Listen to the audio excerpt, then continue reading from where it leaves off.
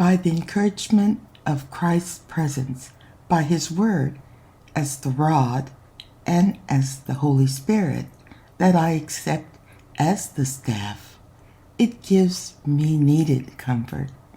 I am restored and led to walk following Christ Jesus, the true light and the righteous path to righteousness. Daily I have the joy of accepting the Lord's invitation to dine at his table, to be groomed by his Holy Spirit that fills my cup with good fruit. Psalm 23, 5-6.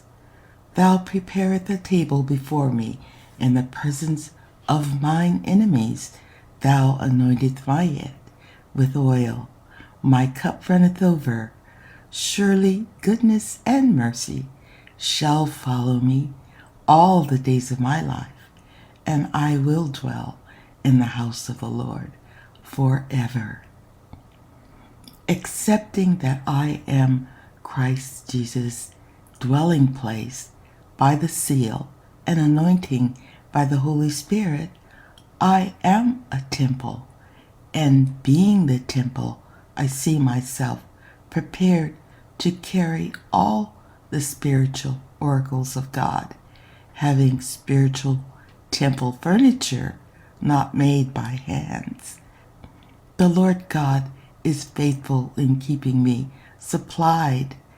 The table he has set before me secures me, because the Lord Christ's goodness and mercy follows me.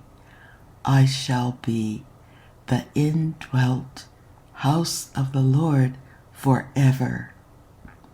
The Lord has faithfully supplied those of us that are his body with all needed furniture for our spiritual journey. It is a promise that in the dark days the Lord shall keep his own secure. The Lord God in three persons is always there to strengthen his body's faithfulness in keeping us abiding, faithful in observing and sharing the gospel of the kingdom is the way the Lord God carries us.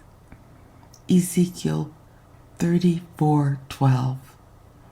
As a shepherd seeketh out his flock in the day that he is among his sheep that are scattered, so will I seek out my sheep and will deliver them out of all places where they have been scattered in the cloudy and dark day. John 10:14. I am the good shepherd, and know my sheep, and am known of mine. The most important thing we can do in life is to become well acquainted with the Lord God as we possibly can.